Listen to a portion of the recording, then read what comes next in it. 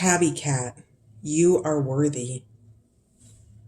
Twitching in the sunlight, Tabby Cat has ancestral dreams of savannas and sleeping on rocky crevices. A descendant of the wild ones, Tabby still bears the remnants of her stripes and spots. But she's pleased to have moved indoors. Adopting humans was a brilliant move, she purrs, stretching and kneading her paws. Tabby never wonders if she's earned the warm patch of sunlight by the window, or the bit of tuna in her evening meal. She never doubts that she is worthy. Tabby licks a paw to smooth the fur behind her ear. You are already enough, she reminds you. Breathe into that knowledge. Ritual. Bathe your energy. In ancient Egypt, Cat was a representative of the goddess Bast, come to dwell in your home. She was family royalty. When a cat died, she was mummified, and her remains and her humans shaved their eyebrows and mourned her until their eyebrows grew back. In ancient Celtic lands, druids used cat medicine to help them slip between the worlds. During the Spanish Inquisition, cats were seen as familiars, magical avatars who assisted with sorcery. Cat is associated with divinity and magic because she keeps her energy attuned. You can keep your own energy filled clear with regular cat baths. Close your eyes and take a few deep breaths, letting yourself settle into your skin. Using your hands, begin smoothing down your energy field a few inches out from your physical body. Not sure that you believe that you have an energy field? That's okay. Go through the motions and notice what you feel. If you notice any spot that feels sticky or rough, pluck it out of your energy field and flick it away. Trust your hands and don't overthink it. Cat knows that keeping your energy field clean is an important step in cultivating a magical glow. Reflection. Dependence and independence. Some say that domesticated cats, compared to their ancestors, are forever in the kitten stage, never learning to hunt or take care of themselves. Humans have become their surrogate mothers, taking care of all of their needs. But Tabby Cat's aura of self-sufficiency and independence seems at odds with this notion. Is it possible to be both independent and reliant on others? Can you be fully content with your life while not in complete control? Mountain lion is the wild and full-grown cousin of cat. Mountain lion takes Tabby Cat's teachings up a notch, helping us grasp not only our own worth, but the worth of others, to watch and observe in order to come to understanding, and to move through the world balancing power with intentional action. Mountain lion leads herself and doesn't worry about who follows, and ironically, because of this, sometimes she ends up with a trail of initiates. Thyme, distill yourself. Mythology teaches that a minotaur haunts the labyrinth of your psyche. As you walk toward your center, this monster prowls and roars, trying to scare you off your path by revealing your fears and inadequacies. But you're never truly alone. You have allies like Thyme, her scent purifying your thoughts so you can see what's true. Thyme kills off what's other, whether that's germs and microbes or thoughts and feelings. This is Thyme's special magic. She calls your inner flame to burn the dross, distilling your spirit. Intuitively, she knows you from not you, and she sees you clearly when you cannot. Thyme is a powerful plant. Do not call on her unless you're ready to be tempered in her flame. Ritual. Understand your journey. The labyrinth is an ancient construct meant to mirror our path through life. the twisting and turnings, the feeling of being so close to our goal only to be guided away. Unlike a maze, a labyrinth has no dead ends or wrong turns. Walking it eases the mind and relaxes the body. If you have a labyrinth nearby, which you can easily find with an internet search, including your town name and the word labyrinth, go out and walk it. You won't regret it. If you don't have one near you, create some quiet time for yourself and trace the labyrinth, in this illustration, with your finger, letting your eyes follow your finger as it moves toward the center. Your movement through the labyrinth is a microcosmic metaphor for the macrocosm of your life's journey.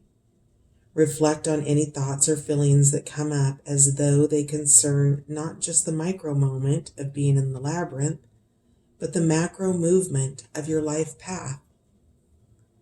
Always follow the path all the way to the center, and then follow the same path back out. Move at your own pace, pause where you want, especially in the center, and layer in any meditative practices that speak to your soul. Reflection, returning to your path. Have you seen your true path and turned away? Or have you stepped onto the path only to become unsure and distracted? Time is calling you back. If you accept, if you whisper yes in the wee hours of the morning, you'll find time both demanding and true. So, which path will you walk? Which callings will you consciously deny? And which will you accept? Trillium, spirit into matter. Trillium is a rare jewel brightening the forest floor, quietly watching the darkness. She's not waiting for ghouls or ghosts. She fears nothing in these dim-lit woods. No, Trillium is waiting on the first fleeting sparks of new life. Come, she says, drawing you deeper into the consciousness of the trees. Let's see what shall be born. While she's been awaiting births for millennia, Trillium's recently developed her invisibility, quietly blending into leaf mulch and fern patches, the dark places where ideas are incubated, on the edge of the abyss of all and nothing. She's ready to ease the transition from spirit to matter. Trillium helps with births. She often sees the first spark when others' eyes still see darkness. Ritual. Nurture new ideas. Daydreams are like seeds. We have so many, but few take root. How do you breathe life into an idea and create a new way of being in the world? From inception, the new seed needs to be nurtured or it will dry up and wither. So when you're contemplating a fresh idea, give it some love. Envision it fully formed and living in the world. Then create a space for it to grow. A blank canvas, a folder on your desktop, or a cleared side table with an image representing this glorious thing that is to come. Ideas are driven by a single impulse, to be made manifest. And the only way an idea can be made manifest in our world is through collaboration with a human partner. It is only through humans' efforts that an idea can be escorted out of the ether and into the realm of the actual. Elizabeth Gilbert, Big Magic. Reflection. Seed time. Oftentimes we have to cultivate the dark womb of self to foster the evolution of an idea or new awareness. This growth needs to be nurtured, buried in peat and fallen leaves, and left for sometimes inconceivably long periods before it's ready to be born into the world. Sometimes it requires pinching off other ideas and choosing the one that will help grow strong. What are you nurturing? Are you willing to sit in the woodsy darkness with Trillium, holding space for inspiration? Do you expose ideas to air and light too soon, denying them their womb time? What new ways of being are buried in your psyche and awaiting birth? Tulsi, you are sacred. Tulsi, also called holy basil, is traditionally planted in a special pot by the front door of the homes in South Asia. This holiest of plants, thought of alternately as a household deity and manifestation of the goddess Lakshmi, brings heaven to earth. Her spicy scent reminds you to be aware of the unseen, of spirit flowing in and out. Tulsi says, "You're strongest when you let spirit help you adapt to the ups and downs of daily life." If you befriend Tulsi, she might give you a further message. Your spirit flows through your physical form, and so your soul is fed through your body's senses.